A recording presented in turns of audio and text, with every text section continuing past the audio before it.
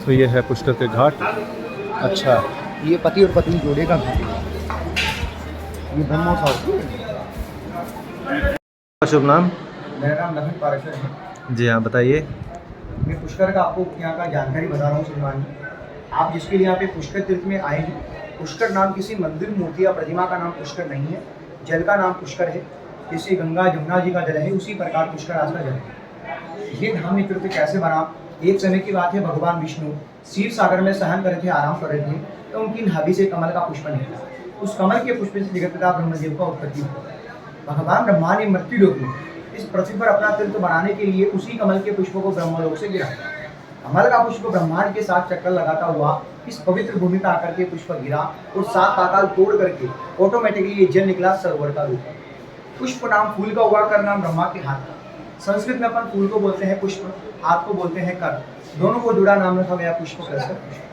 ब्रह्मा जी ने अपना धाम बनाया, लेकिन ब्रह्मदेव के मन में विचार आया कि मैंने तीर्थ तो बना लिया, यदि इस तीर्थ का कोई चमत्कार नहीं होगा तो लोग आएंगे कैसे, जानेंगे कैसे, मुझे पूजेंगे कैसे। और मनुष्य जाति कल्याण के लिए भगवान ब्रह्मदेव ने यहाँ पर यज्ञ करने का विचार किया। यज्ञ हवन में हमेशा धर्म पत्नी का होना आवश्यक होता है। भगवान ब्रह्मदेव का 2 पत्नी। इस फोटो के अंदर देखिए आप इधर में, ये जगत पिता ब्रह्मदेव है।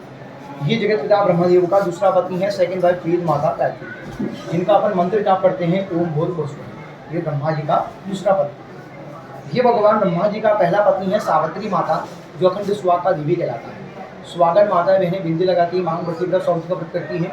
इन्हीं सावित्री माता का देवी। इनका जो मंदिर है ऊपर पहाड़ी पे है, जहाँ पे रोपवे के प्रकार लगा।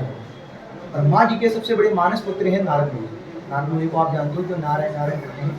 ब्रह्मा जी ने नारद जी को कहा कि जाइए आप अपनी माता सावित्री को बुला के लेके आइए, मुझे हवन यज्ञ करना है। नारद जी जाते हैं। नारद जी के रास्ते में एक विचार आता है कि मैंने समस्त देवी देवताओं के बीच में, असुरों के बीच में लड़ाई झगड़ा कराया है, इधर की बात उधर करी।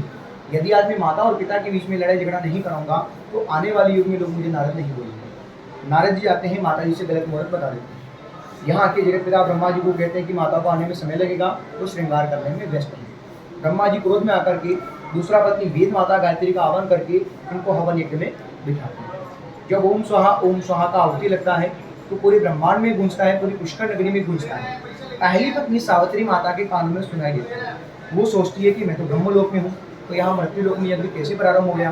वो दौड़ती भी भक्ति भी आती है और आकर के अपने स्थान पर दूसरी पत्नी को देख करके क्रोध में आती है, गुस्सा होकर के अपने ही पतिदेव भगवान ब्रह्मदेव को यहाँ समस्त देवी देवताओं के बीच में 2 श्राप देती है। पहला श्राप ये देती है कि पति परमेश्वर आपने मेरे होते हुए आपने मेरा इंतजार नहीं किया, दूसरी पत्नी के साथ में आपने यज्ञ रचाया, मेरा स्थान दूसरी पत्नी को दे दिया। जाइए, मैं भी आपको श्राप देती हूँ कि संसार भर में पूरा विश्व में आपका भी एक मंदिर और एक ही तीर्थ स्थान होगा, वो होगा केवल पुष्कर। इसी कारणवश भगवान ब्रह्मदेव का पूरा वर्ल्ड के अंदर एक मंदिर है, एक ही तीर्थ स्थान है, ये केवल पुष्कर।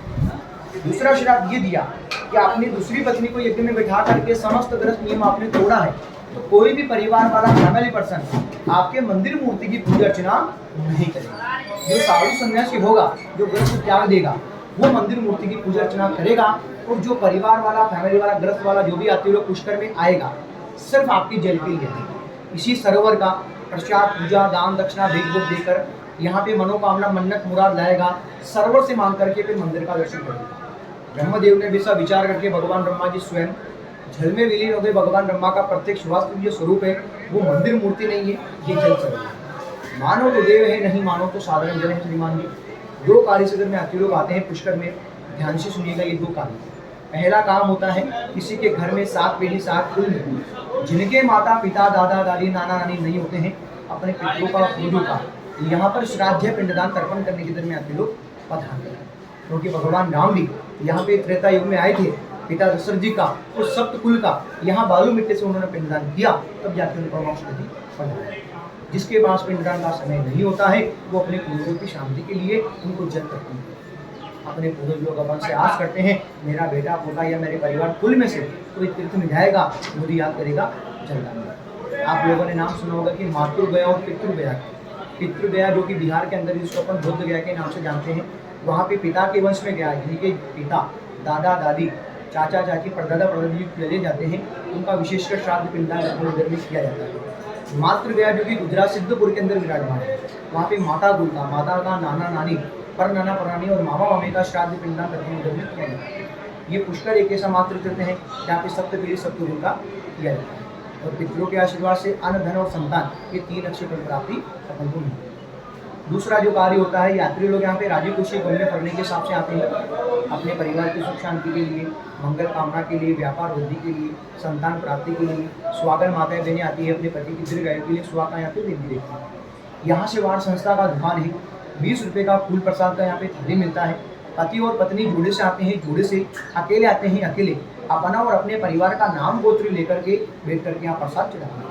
प्रसाद यहाँ ब्राह्मण द्वारा चढ़ाया जाता है, ब्राह्मण का कोई चार्यस यहाँ मांगने का काम यहाँ पे नहीं होता। परमात्मा ने इसको अपने पूर्वजों की निमित्त और फैमिली की निमित्त तीर्थ में देने योग्य बनाया, तो यहाँ पे 52 घाट, 1000 मंदिर और पुष्कर में रहने वाले समस्त गरीब ब्राह्मण संत महात्माओं का एक ही जगह गवर्नमेंट का या संस्था कार्यालय सोसाइटी बना हुआ है। वहाँ दान पुण्य करके ब्रह्मा का भोग लगाते हैं, कोई लड्डू का भोग लगाते हैं, कोई पितरों के निमित्त खीर भोग लगाते हैं, कोई 56 भोग लगाते हैं। जैसा अपना परिवार सामर्थ्य बनाया उस अनुसार भोग लगाते हैं।